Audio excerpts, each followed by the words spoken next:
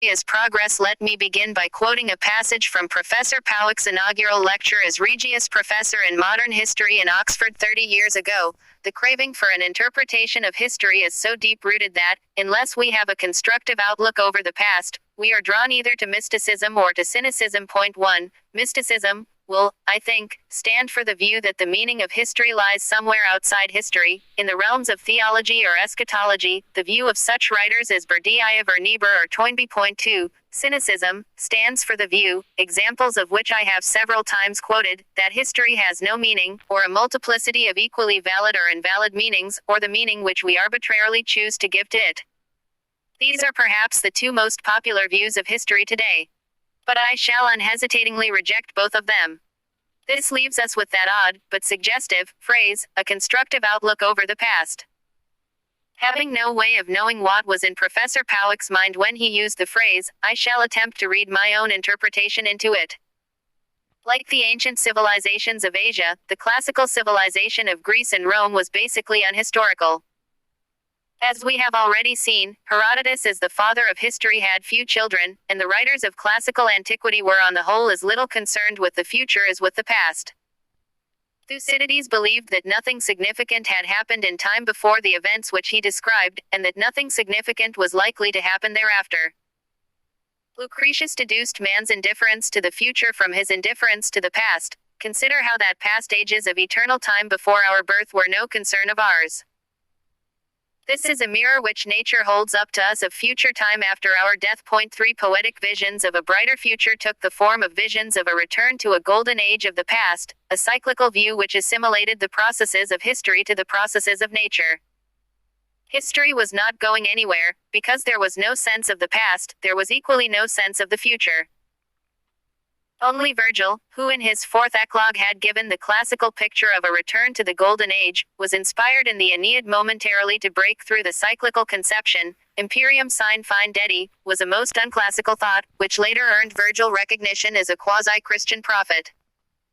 It was the Jews, and after them the Christians, who introduced an entirely new element by postulating a goal towards which the historical process is moving, the teleological view of history. History thus acquired a meaning and purpose, but at the expense of losing its secular character. The attainment of the goal of history would automatically mean the end of history. History itself became a theodicy. This was the medieval view of history. The Renaissance restored the classical view of an anthropocentric world and of the primacy of reason, but for the pessimistic classical view of the future substituted an optimistic view derived from the Jewish Christian tradition.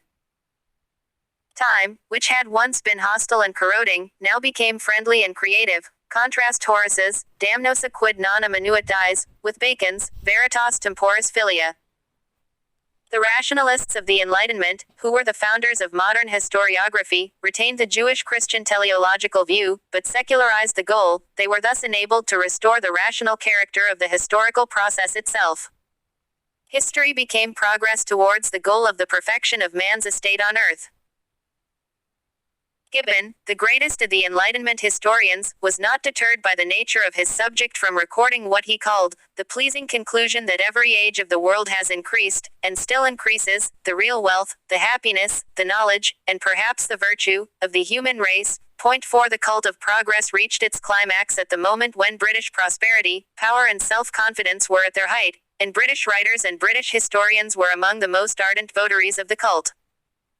The phenomenon is too familiar to need illustration, and I need only quote one or two passages to show how recently faith in progress remained a postulate of all our thinking. Acton, in the report of 1896 on the project of the Cambridge Modern History which I quoted in my first lecture, referred to history as a progressive science, and in the introduction to the first volume of the history wrote that, we are bound to assume, as the scientific hypothesis on which history is to be written, a progress in human affairs. In the last volume of the history, published in 1910, Dampier, who was a tutor of my college when I was an undergraduate, felt no doubt that, future ages will see no limit to the growth of man's power over the resources of nature and of his intelligent use of them for the welfare of his race. Point 5 In view of what I am about to say, it is fair for me to admit that this was the atmosphere in which I was educated, and that I could subscribe without reservation to the words of my senior by half a generation, Bertrand Russell. I grew up in the full flood of Victorian optimism, and something remains with me of the hopefulness that then was easy. 6 In 1920, when Barry wrote his book The Idea of Progress, a bleaker climate already prevailed, the blame for which he laid, in obedience to the current fashion, on the doctrinaires who have established the present reign of terror in Russia, though he still described progress as the animating and controlling idea of Western civilization. Point 7 Thereafter this note was silent. Nicholas I of Russia is said to have issued an order banning the word progress. Nowadays the philosophers and historians of Western Europe, and even the United States, have come belatedly to agree with him. The hypothesis of progress has been refuted. The decline of the West has become so familiar a phrase that quotation marks are no longer required. But what, apart from all the shouting, has really happened? By whom has this new current of opinion been formed? The other day I was shocked to come across, I think, the only remark of Bertrand Russell I have ever seen which seemed to me to betray an acute sense of class. There is, on the whole, much less liberty in the world now than there was 100 years ago. 8 I have no measuring rod for liberty, and do not know how to balance the lesser liberty of few against the greater liberty of many. But on any standard of measurement I can only regard the statement as fantastically untrue. I am more attracted by one of those fascinating glimpses which Mr. A. Taylor sometimes gives us into Oxford academic life.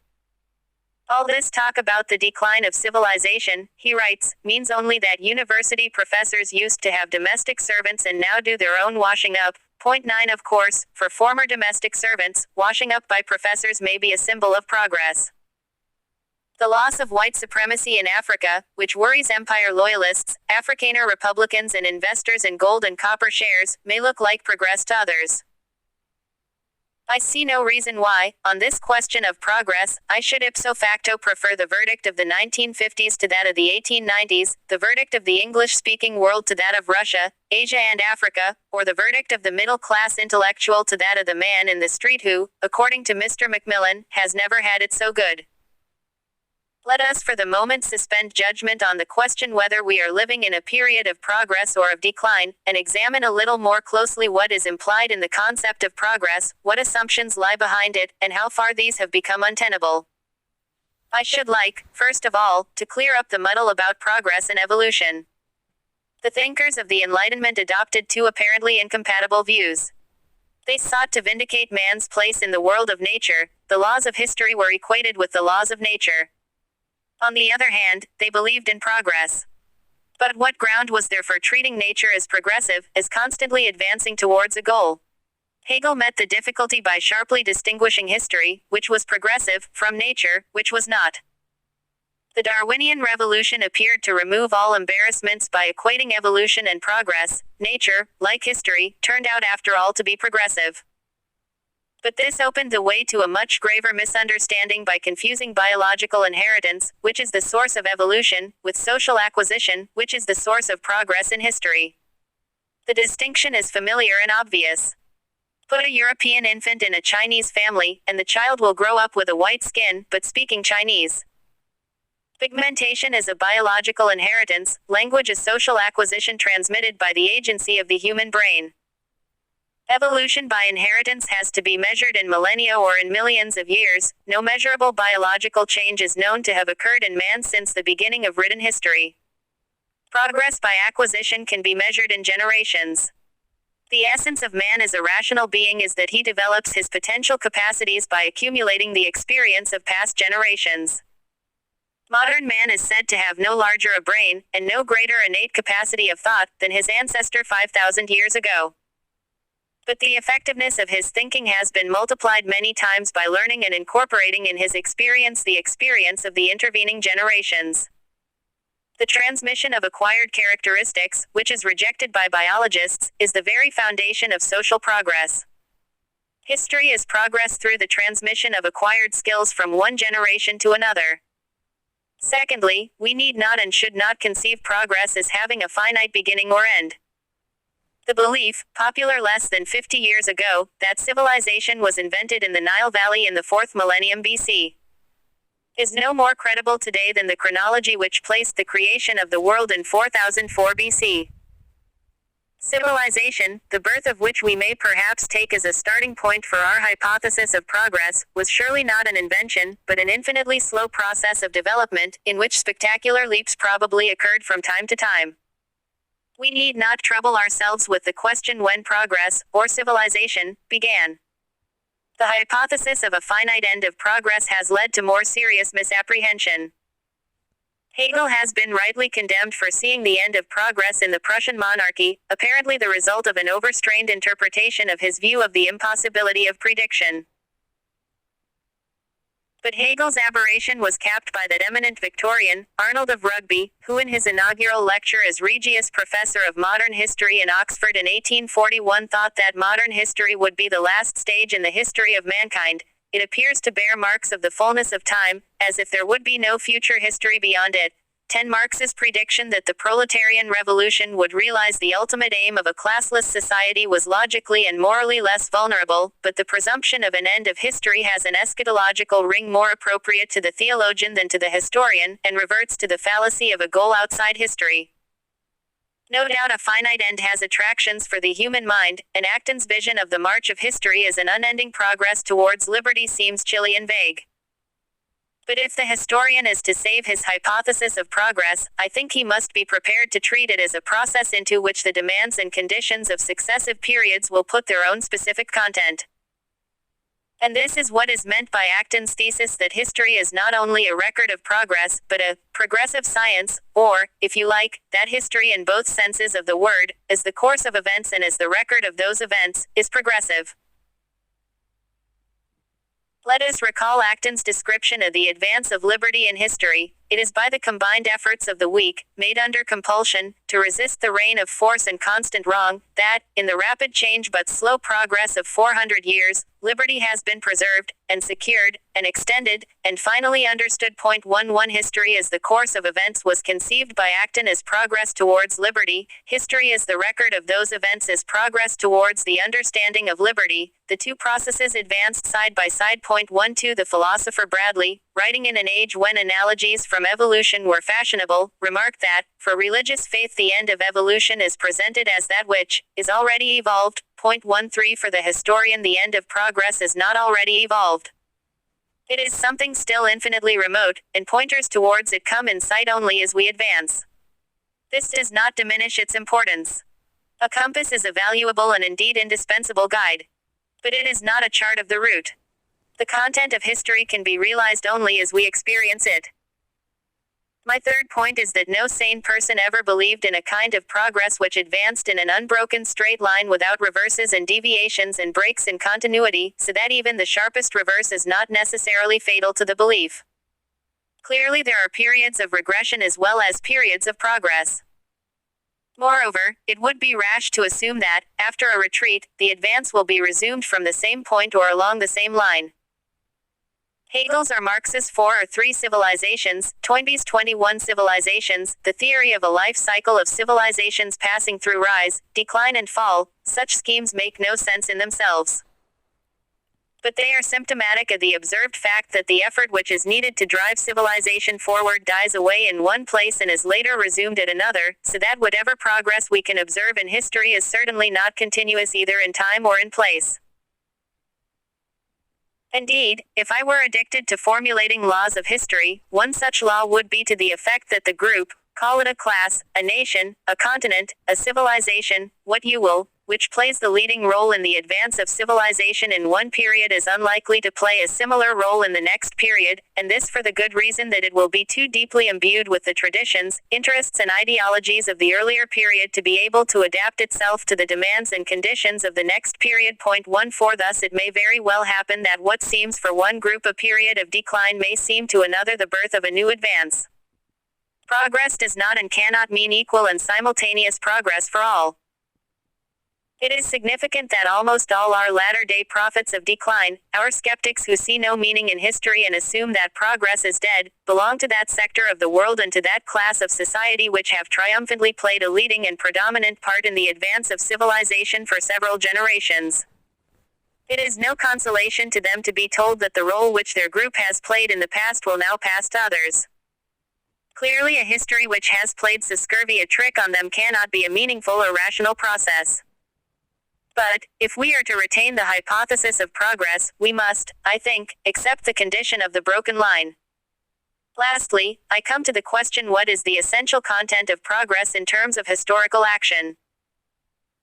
The people who struggle, say, to extend civil rights to all, or to reform penal practice, or to remove inequalities of race or wealth are consciously seeking to do just those things. They are not consciously seeking to progress, to realize some historical law, or hypothesis of progress. It is the historian who applies to their actions his hypothesis of progress, and interprets their actions as progress. But this does not invalidate the concept of progress. I am glad on this point to find myself in agreement with Sir Isaiah Berlin that progress and reaction, however much the words may have been abused, are not empty concepts. 15 It is a presupposition of history that man is capable of profiting, not that he necessarily profits by the experience of his predecessors, and that progress in history, unlike evolution in nature, rests on the transmission of acquired assets. These assets include both material possessions and the capacity to master, transform and utilize one's environment. Indeed, the two factors are closely interconnected, and react on one another. Marx treats human labor as the foundation of the whole edifice, and this formula seems acceptable if a sufficiently broad sense is attached to labor. But the mere accumulation of resources will not avail unless it brings with it not only increased technical and social knowledge and experience, but increased mastery of man's environment in the broader sense. At the present time, few people would, I think, question the fact of progress in the accumulation both of material resources and of scientific knowledge, of mastery over the environment in the technological sense. What is questioned is whether there has been in the 20th century any progress in our ordering of society, in our mastery of the social environment, national or international, whether indeed there has not been a marked regression. Has not the evolution of man as a social being lagged fatally behind the progress of technology? The symptoms which inspire this question are obvious. But I suspect nonetheless that it is wrongly put. History has known many turning points, where the leadership and initiative has passed from one group, from one sector of the world, to another. The period of the rise of the modern state and the shift in the center of power from the Mediterranean to Western Europe, and the period of the French Revolution, have been conspicuous modern examples. Such periods are always times of violent upheavals and struggles for power. The old authorities weaken, the old landmarks disappear, out of a bitter clash of ambitions and resentments the new order emerges. What I would suggest is that we are now passing through such a period. It appears to me simply untrue to say that our understanding of the problems of social organization or our goodwill to organize society in the light of that understanding have regressed. Indeed, I should venture to say that they have greatly increased. It is not that our capacities have diminished, or our moral qualities declined. But the period of conflict and upheaval, due to the shifting balance of power between continents, nations and classes, through which we are living, has enormously increased the strain on these capacities and qualities, and limited and frustrated their effectiveness for positive achievement. While I do not wish to underestimate the force of the challenge of the past 50 years to the belief in progress in the Western world, I am still not convinced that progress in history has come to an end. But, if you press me further on the content of progress, I think I can only reply something like this. The notion of a finite and clearly definable goal of progress in history, so often postulated by 19th century thinkers, has proved inapplicable and barren. Belief in progress means belief not in any automatic or inevitable process, but in the progressive development of human potentialities. Progress is an abstract term, and the concrete ends pursued by mankind arise from time to time out of the course of history, not from some source outside it. I profess no belief in the perfectibility of man, or in a future paradise on earth. To this extent I would agree with the theologians and the mystics who assert that perfection is not realizable in history. But I shall be content with the possibility of unlimited progress, or progress subject to no limits that we can or need envisage, towards goals which can be defined only as we advance towards them, and the validity of which can be verified only in a process of attaining them. Nor do I know how, without some such conception of progress, society can survive. Every civilized society imposes sacrifices on the living generation for the sake of generations yet unborn. To justify these sacrifices in the name of a better world in the future is the secular counterpart of justifying them in the name of some divine purpose. In Murray's words, the principle of duty to posterity is a direct corollary of the idea of progress. 16. Perhaps this duty does not require justification. If it does, I know of no other way to justify it. This brings me to the famous crux of objectivity in history. The word itself is misleading and question-begging. In an earlier lecture I have already argued that the social sciences, and history among them, cannot accommodate themselves to a theory of knowledge which puts subject and object asunder, and enforces a rigid separation between the observer and the thing observed. We need a new model which does justice to the complex process of interrelation and interaction between them. The facts of history cannot be purely objective, since they become facts of history only in virtue of the significance attached to them by the historian. Objectivity in history, if we are still to use the conventional term, cannot be an objectivity of fact, but only of relation, of the relation between fact and interpretation, between past, present and future. I need not revert to the reasons which led me to reject as unhistorical the attempt to judge historical events by erecting an absolute standard of value outside history and independent of it. But the concept of absolute truth is also not appropriate to the world of history, or, I suspect, to the world of science. It is only the simplest kind of historical statement that can be adjudged absolutely true or absolutely false. At a more sophisticated level, the historian who contests, say, the verdict of one of his predecessors will normally condemn it, not as absolutely false, but as inadequate or one-sided or misleading, or the product of a point of view which has been rendered obsolete or irrelevant by later evidence. To say that the Russian Revolution was due to the stupidity of Nicholas II or to the genius of Lenin is altogether inadequate, so inadequate as to be altogether misleading. But it cannot be called absolutely false. The historian does not deal in absolutes of this kind. Let us go back to the sad case of Robinson's death. The objectivity of our enquiry into that event depended not on getting our facts right, these were not in dispute, but on distinguishing between the real or significant facts, in which we were interested, and the accidental facts, which we could afford to ignore. We found it easy to draw this distinction because our standard or test of significance, the basis of our objectivity, was clear, and consisted of relevance to the goal in view, i.e., reduction of deaths on the roads. But the historian is a less fortunate person than the investigator who has before him the simple and finite purpose of reducing traffic casualties. The historian, too, in his task of interpretation, needs his standard of significance, which is also his standard of objectivity, in order to distinguish between the significant and the accidental, and he too can find it only in relevance to the end in view. But this is necessarily an evolving end, since the evolving interpretation of the past is a necessary function of history. The traditional assumption that change has always to be explained in terms of something fixed and unchangeable is contrary to the experience of the historian.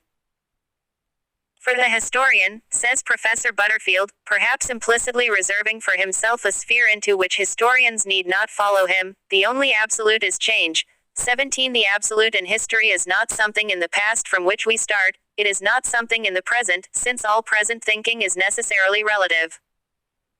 It is something still incomplete and in process of becoming, something in the future towards which we move, which begins to take shape only as we move towards it, and in the light of which, as we move forward, we gradually shape our interpretation of the past. This is the secular truth behind the religious myth that the meaning of history will be revealed in the day of judgment. Our criterion is not an absolute in the static sense of something that is the same yesterday, today and forever. Such an absolute is incompatible with the nature of history. But it is an absolute in respect of our interpretation of the past. It rejects the relativist view that one interpretation is as good as another, or that every interpretation is true in its own time and place, and it provides the touchstone by which our interpretation of the past will ultimately be judged. It is this sense of direction in history which alone enables us to order and interpret the events of the past, the task of the historian, and to liberate and organize human energies in the present with a view to the future, the task of the statesman, the economist and the social reformer. But the process itself remains progressive and dynamic. Our sense of direction, and our interpretation of the past, are subject to constant modification and evolution as we proceed. Hegel clothed his absolute in the mystical shape of a world spirit, and made the cardinal error of bringing the course of history to an end in the present instead of projecting it into the future. He recognized a process of continuous evolution in the past, and incongruously denied it in the future. Those who, since Hegel, have reflected most deeply on the nature of history have seen in it a synthesis of past and future. Tocqueville, who did not entirely free himself from the theological idiom of his day and gave too narrow content to his absolute, nevertheless had the essence of the matter. Having spoken of the development of equality as a universal and permanent phenomenon, he went on, if the men of our time were brought to see the gradual and progressive development of equality as at once the past and the future of their history, this single discovery would give that development the sacred character of the will of their Lord and Master. 18. An important chapter of history could be written on that still unfinished theme. Marx, who shared some of Hegel's inhibitions about looking into the future, and was principally concerned to root his teaching firmly in past history, was compelled by the nature of his theme to project into the future his absolute of the classless society. Barry described the idea of progress, a little awkwardly, but clearly with the same intention, as a theory which involves a synthesis of the past and a prophecy of the future. 19 Historians, says Namier in a deliberately paradoxical phrase, which he proceeds to illustrate with his usual wealth of examples, imagine the past and remember the future. 20 Only the future can provide the key to the interpretation of the past, and it is only in this sense that we can speak of an ultimate objectivity in history. It is at once the justification and the explanation of history that the past throws light on the future, and the future throws light on the past. What, then, do we mean when we praise a historian for being objective, or say that one historian is more objective than another? Not, it is clear, simply that he gets his facts right, but rather that he chooses the right facts, or, in other words, that he applies the right standard of significance. When we call a historian objective, we mean I think two things. First of all, we mean that he has a capacity to rise above the limited vision of his own situation in society and in history, a capacity which, as I suggested in an earlier lecture, is partly dependent on his capacity to recognize the extent of his involvement in that situation, to recognize, that is to say, the impossibility of total objectivity. Secondly, we mean that he has the capacity to project his vision into the future in such a way as to give him a more profound and more lasting insight into the past than can be attained by those historians whose outlook is entirely bounded by their own immediate situation. No historian today will echo Acton's confidence in the prospect of ultimate history. But some historians write history which is more durable, and has more of this ultimate and objective character, than others, and these are the historians who have what I may call a long-term vision over the past and over the future.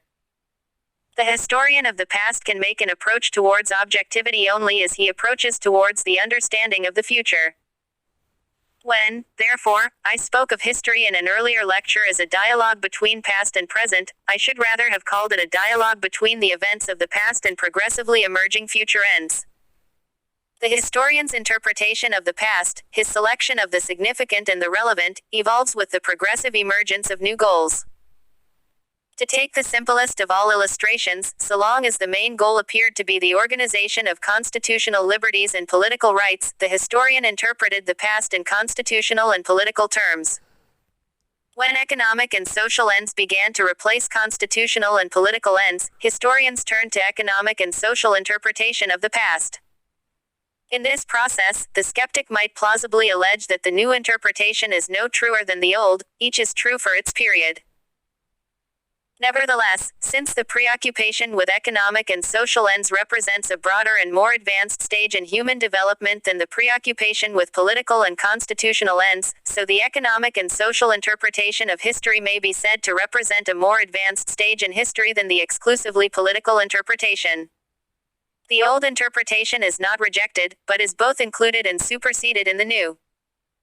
Historiography is a progressive science in the sense that it seeks to provide constantly expanding and deepening insights into a course of events which is itself progressive. This is what I should mean by saying that we need a constructive outlook over the past. Modern historiography has grown up during the past 2 centuries in this dual belief in progress, and cannot survive without it, since it is this belief which provides it with its standard of significance, its touchstone for distinguishing between the real and the accidental. Goethe, in a conversation towards the end of his life, cut the Gordian knot a little brusquely. When eras are on the decline, all tendencies are subjective, but on the other hand when matters are ripening for a new epoch, all tendencies are objective. 21 Nobody is obliged to believe either in the future of history or in the future of society. It is possible that our society may be destroyed or may perish of slow decay, and that history may relapse into theology, that is to say, a study not of human achievement, but of the divine purpose, or into literature, that is to say, a telling of stories and legends without purpose or significance. But this will not be history in the sense in which we have known it in the last 200 years. I have still to deal with the familiar and popular objection to any theory which finds the ultimate criterion of historical judgment in the future. Such a theory, it is said, implies that success is the ultimate criterion of judgment, and that, if not whatever is, whatever will be, is right. For the past 200 years most historians have not only assumed a direction in which history is moving, but have consciously or unconsciously believed that this direction was on the whole the right direction, that mankind was moving from the worse to the better, from the lower to the higher. The historian not only recognized the direction, but endorsed it. The test of significance which he applied in his approach to the past was not only a sense of the course on which history was moving, but a sense of his own moral involvement in that course. The alleged dichotomy between the is and the ought, between fact and value, was resolved. It was an optimistic view, a product of an age of overwhelming confidence in the future. Whigs and liberals, Hegelians and Marxists, theologians and rationalists, remained firmly, and more or less articulately, committed to it. For 200 years it could have been described without much exaggeration as the accepted and implicit answer to the question, what is history? The reaction against it has come with the current mood of apprehension and pessimism, which has left the field clear for the theologians who seek the meaning of history outside history, and for the skeptics who find no meaning in history at all.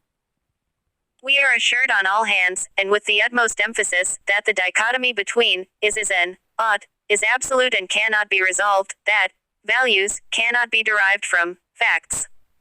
This is, I think, a false trail. Let us see how a few historians, or writers about history, chosen more or less at random, have felt about this question. Gibbon justifies the amount of space devoted in his narrative to the victories of Islam on the ground that the disciples of Muhammad still hold the civil and religious scepter of the Oriental world.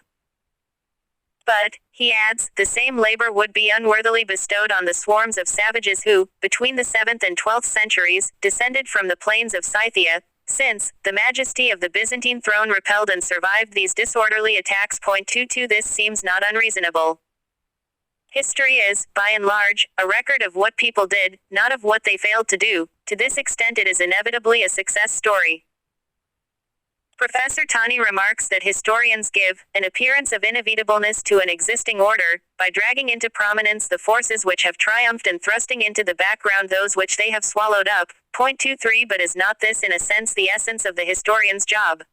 The historian must not underestimate the opposition, he must not represent the victory as a walkover if it was touch and go.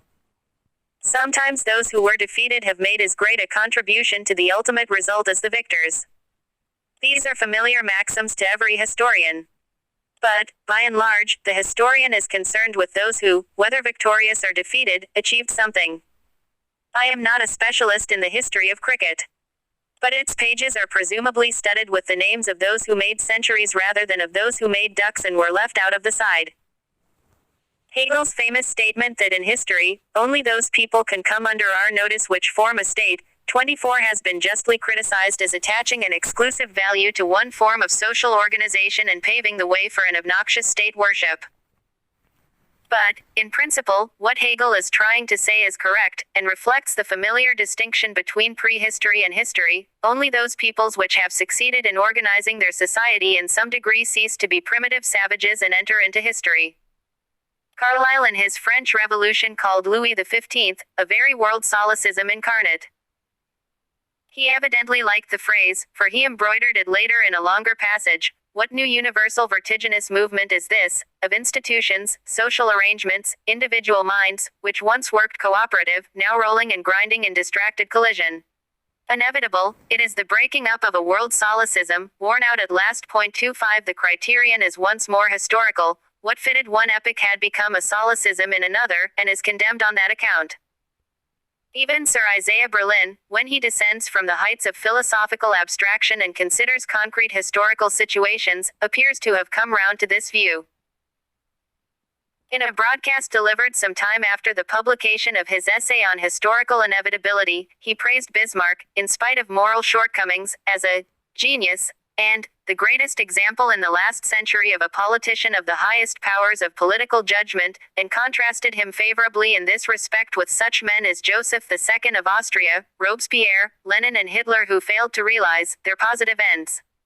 I find this verdict odd. But what interests me at the moment is the criterion of judgment.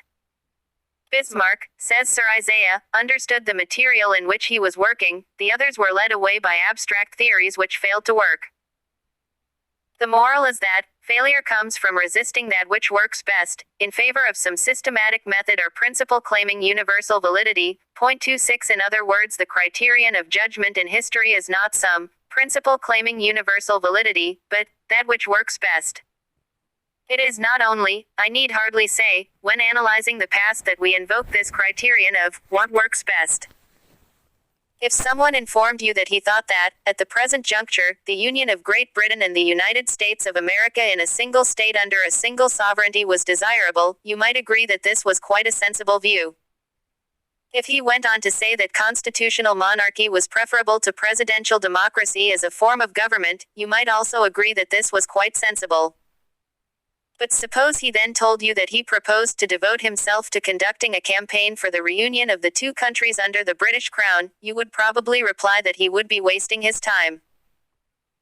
If you tried to explain why, you would have to tell him that issues of this kind have to be debated on the basis not of some principle of general application, but of what would work in given historical conditions. You might even commit the cardinal sin of speaking of history with a capital H and tell him that history was against him. The business of the politician is to consider not merely what is morally or theoretically desirable, but also the forces which exist in the world, and how they can be directed or manipulated to probably partial realizations of the ends in view. Our political decisions taken in the light of our interpretation of history are rooted in this compromise. But our interpretation of history is rooted in the same compromise. Nothing is more radically false than to set up some supposedly abstract standard of the desirable and condemn the past in the light of it. For the word success, which has come to have invidious connotations, let us by all means substitute the neutral, that which works best. Since I have joined issue with Sir Isaiah Berlin on several occasions during these lectures, I am glad to be able to close the account with, at any rate, this measure of agreement. But acceptance of the criterion of what works best does not make its application either easy or self-evident. It is not a criterion which encourages snap verdicts, or which bows down to the view that what is right. Pregnant failures are not unknown in history. History recognizes what I may call delayed achievement. The apparent failures of today may turn out to have made a vital contribution to the achievement of tomorrow, prophets born before their time. Indeed, one of the advantages of this criterion over the criterion of a supposedly fixed and universal principle is that it may require us to postpone our judgment or to qualify it in the light of things that have not yet happened. Proudhon, who talked freely in terms of abstract moral principles, condoned the coup d'état of Napoleon III after it had succeeded. Marx, who rejected the criterion of abstract moral principles, condemned Proudhon for condoning it. Looking back from a longer historical perspective, we shall probably agree that Proudhon was wrong and Marx right. The achievement of Bismarck provides an excellent starting point for an examination of this problem of historical judgment, and, while I accept Sir Isaiah's criterion of what works best, I am still puzzled by the narrow and short-term limits within which he is apparently content to apply it. Did what Bismarck created really work well? I should have thought that it led to an immense disaster. This does not mean that I am seeking to condemn Bismarck, who created the German Reich, or the mass of Germans who wanted it and helped to create it. But, as a historian, I still have many questions to ask. Did the eventual disaster occur because some hidden flaws existed in the structure of the Reich, or because something in the internal conditions which brought it to birth destined it to become self-assertive and aggressive? Or because, when the Reich was created, the European or world scene was already so crowded, and expansive tendencies among the existing great powers already so strong, that the emergence of another expansive great power was sufficient to cause a major collision and bring down the whole system in ruins? On the last hypothesis, it may be wrong to hold Bismarck and the German people responsible, or solely responsible, for the disaster. You cannot really blame the last straw. But an objective judgment on Bismarck's achievement and how it worked awaits an answer from the historian to these questions, and I am not sure that he is yet in a position to answer them all definitively. What I would say is that the historian of the 1920s was nearer to objective judgment than the historian of the 1880s, and that the historian of today is nearer than the historian of the 1920s. The historian of the year 2000 may be nearer still. This illustrates my thesis that objectivity in history does not and cannot rest on some fixed and immovable standard of judgment existing here and now, but only on a standard which is laid up in the future and is evolved as the course of history advances. History acquires meaning and objectivity only when it establishes a coherent relation between past and future. Let us now take another look at this alleged dichotomy between fact and value. Values cannot be derived from facts. This statement is partly true, but partly false. You have only to examine the system of values prevailing in any period or in any country to realize how much of it is molded by the facts of the environment. In an earlier lecture, I drew attention to the changing historical content of value words like liberty, equality, or justice. Or take the Christian Church as an institution largely concerned with the propagation of moral values. Contrast the values of primitive Christianity with those of the mediaeval papacy, or the values of the mediaeval papacy with those of the Protestant churches of the 19th century. Or contrast the values promulgated today by, say, the Christian Church in Spain with the values promulgated by the Christian churches in the United States. These differences in values spring from differences of historical fact. Or consider the historical facts which in the last century and a half have caused slavery or racial inequality or the exploitation of child labor, all once accepted as morally neutral or reputable, to be generally regarded as immoral. The proposition that values cannot be derived from facts is, to say the least, one-sided and misleading. Or let us reverse the statement. Facts cannot be derived from values. This is partly true, but may also be misleading, and requires qualification. When we seek to know the facts, the questions which we ask, and therefore the answers which we obtain, are prompted by our system of values. Our picture of the facts of our environment is molded by our values, i.e., by the categories through which we approach the facts, and this picture is one of the important facts of which we have to take into account. Values enter into the facts and are an essential part of them. Our values are an essential part of our equipment as human beings. It is through our values that we have that capacity to adapt ourselves to our environment, and to adapt our environment to ourselves, to acquire that mastery over our environment, which has made history a record of progress. But do not, in dramatizing the struggle of man with his environment, set up a false antithesis and a false separation between facts and values. Progress in history is achieved through the interdependence and interaction of facts and values. The objective historian is the historian who penetrates most deeply into this reciprocal process.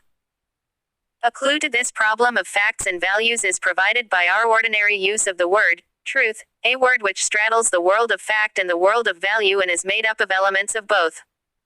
Nor is this an idiosyncrasy of the English language. The words for truth in the Latin languages, the German Wahrheit, the Russian Pravda, 27 all possess this dual character. Every language appears to require this word for a truth which is not merely a statement of fact and not merely a value judgment, but embraces both elements. It may be a fact that I went to London last week. But you would not ordinarily call it a truth. It is devoid of any value content. On the other hand, when the founding fathers of the United States in the Declaration of Independence referred to the self-evident truth that all men are created equal, you may feel that the value content of the statement predominates over the factual content, and may on that account challenge its right to be regarded as a truth.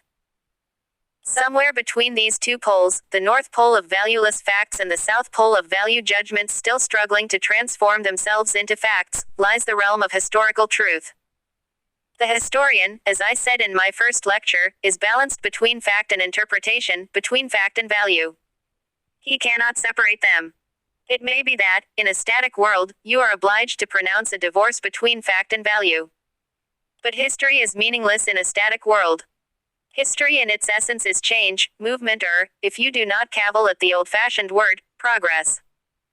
I return therefore in conclusion to Acton's description of progress as the scientific hypothesis on which history is to be written. You can, if you please, turn history into theology by making the meaning of the past depend on some extra historical and super-rational power.